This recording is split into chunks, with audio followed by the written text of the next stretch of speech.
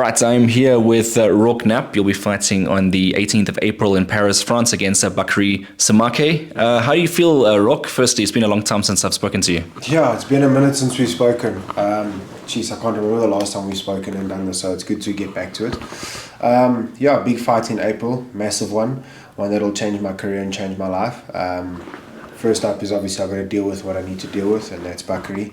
Handle him, send him on his way, take the title home, and then I look forward to the next step of my career.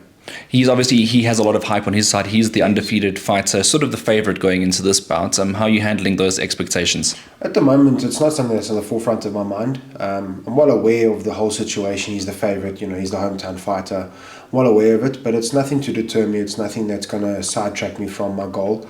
We're going there to win. It's as simple as that. It doesn't matter if, as I said, we're in Paris in front of 40,000 people or in the middle of Alexander. I'm there to do a job, and it's that simple. I'm there to win a fight, so I don't care about the rest of everything else. Everything else is a semantic to me. You were previously scheduled to fight abroad. This will be the first official fight that you're getting. In terms of travel, how are you going to sort of adapt to different conditions? This will be the very first time. Again, it's also not something that's important to me. I know it's a factor. I think one that will, adapt to quite early on and quite quickly. Like I said, it's just my mind is constantly on the fight. The traveling is an aspect, obviously the weather and everything like that, Paris, being away from home. The only thing that I do think about is being away from my family, my little boy and my missus. But I'm there to do a job. Like I said, if it's freezing cold weathers in Paris, it doesn't matter. We'll adjust, we'll adapt, we'll do what we need to do, that we focus on our goal. Because that's at the end of the day, we've got those blinders on, and that's the fight. I'm not going to be out socializing and checking what's going around and whatever. Yeah, I might keep myself a bit busy, but I'm not there for a holiday. So I'm there to do a job. I'm there to win a fight and, progress my career. Paris, everybody's asking me about, it's Paris, you get to fight in Paris. I'm not there on holiday. I'm not there to see the Eiffel Tower and do all of this funny stuff. I'm there to train, finish up my camp for a fight, and go and do a job. And that is it. And you spoke about becoming a father. The last fight you would have had being a father for the first time, and now it's obviously a new motivation for you. Your performances have picked up as well since you've had that motivation. Is that what's pushing you now to succeed even more than maybe initially? Of course, absolutely. That little guy, that's my whole life. It's the apple of my eye. So everything I do is for him and his mom, my partner. She's amazing. She does everything for me. I couldn't ask for a better partner. I've got my own little unit, and it's my biggest pride at the moment. It's the greatest gift that I've got, and I'll do everything and anything to make sure I look after that and make sure that they flourish and that they're okay. And that obviously starts in Paris when I go and fight Bakary. It is a huge motivation for many different reasons. And it's not the type of motivation, where it's like, I have to do this for my son and spurs me on to train. It's fear. It comes from fear of not being able to give him, not being able to provide for him, not being able to give him the life that he deserves. It's fear.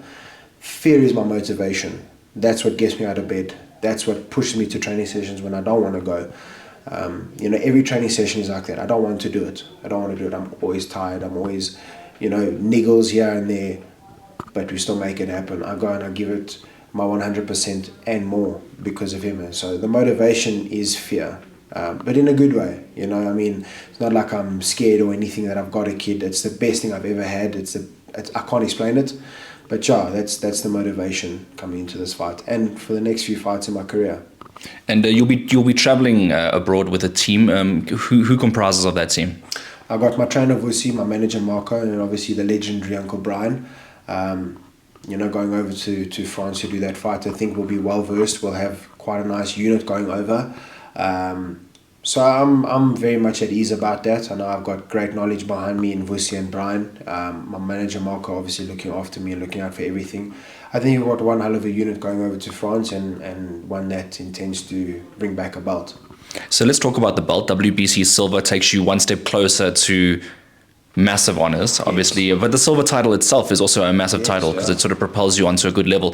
What's your thoughts on the belt and sort of the occasion? Look, the belt is obviously what will propel my career into new heights, as you've just said. As a kid coming up, it was something that I always dreamed of, fighting for these belts and these type of accolades.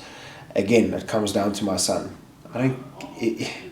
The belt is just going to facilitate and be a catalyst for bigger fights, which means bigger paydays. And, I'll call it what it is. At the end of the day, when you retire, yes, you can have all the accolades and the belts and whatever the case is, but that'll all soon be forgotten. What won't be forgotten is the life that you built for your family. Winning this belt is how I build that life. So with or without this belt, it doesn't make a single difference to me. I'm going there so I can provide for my family. The belt is a huge motivation. There's still a part of me, or that kid that always wanted to have something like that, always dreamed of having like something like that. But my son, that's the motivation. With or without that belt, I'm still going out there to do a job, do a number on this guy, go through hell and high water to win that fight and produce the goods. Like I said, the belt is just, the cherry on top of the cake. That's just what's going to be the catalyst for bigger fights in my career. So I have to win the belt. That's the only reason why I'm going after this fight, because I know what the rewards will be. Let's talk about Samake as well. You had a mutual opponent as well, which you both got the same result against. So that sort of speaks to a good level on both of your sides. What do you think about him as an opponent?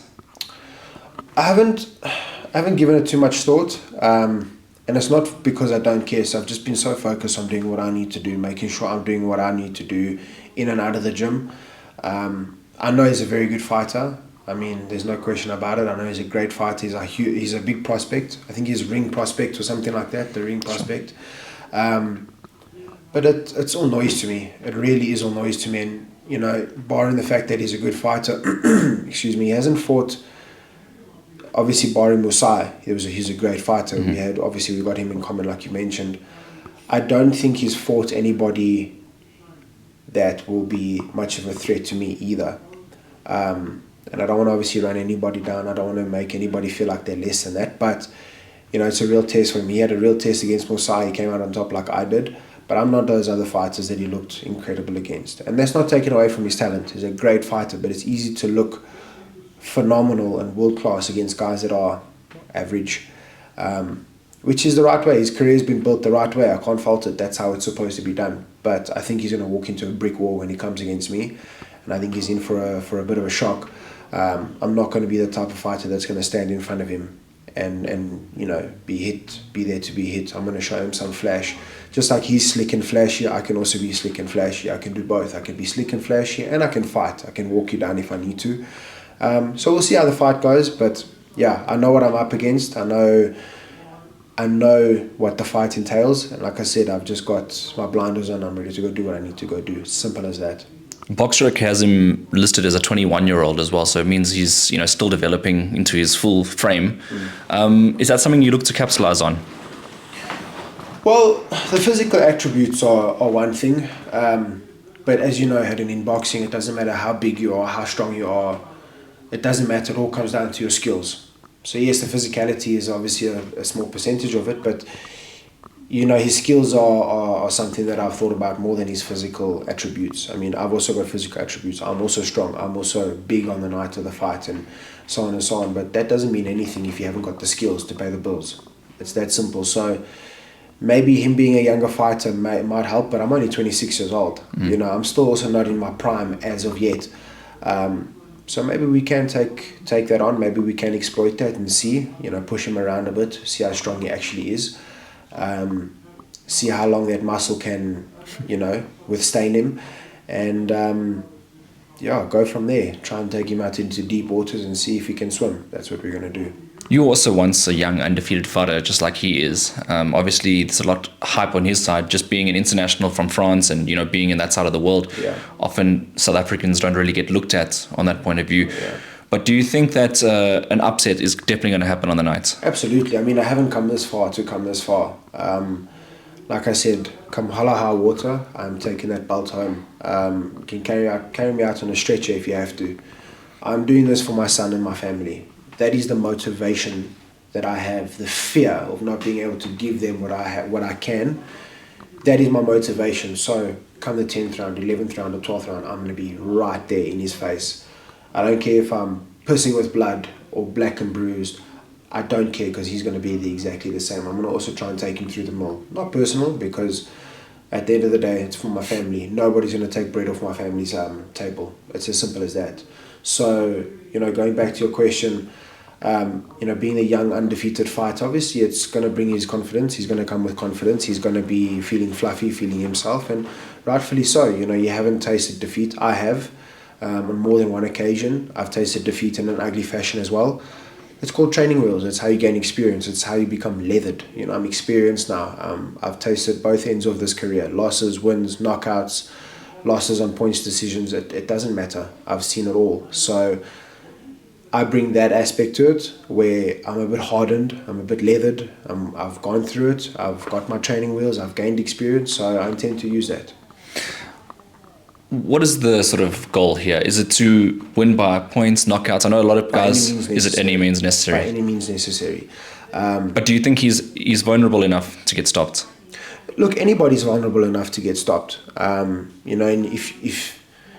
if you say you're not, you're lying, unfortunately. Some of the best have been stopped and knocked out. Some of the guys that have got granite chins have been stopped and knocked out. We are all human. We all bleed blood. We all breathe oxygen. We all feel pain the same way. Our biomechanics all work the same way.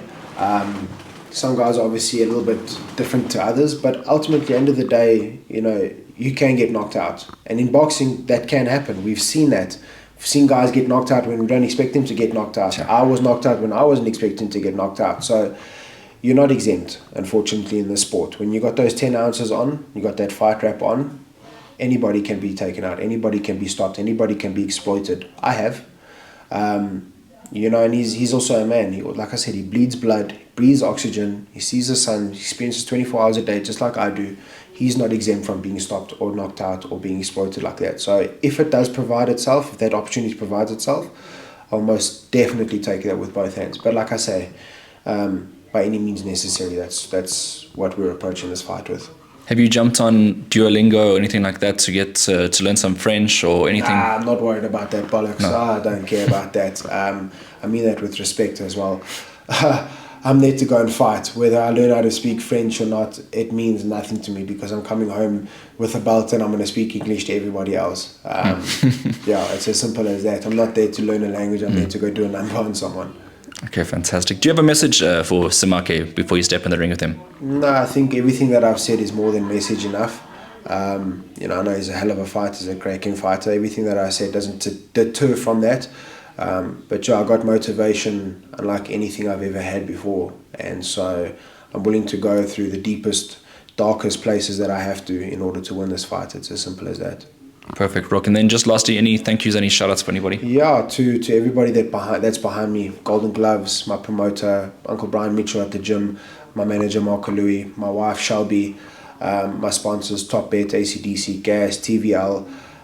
You all are phenomenal, and you have been for many years.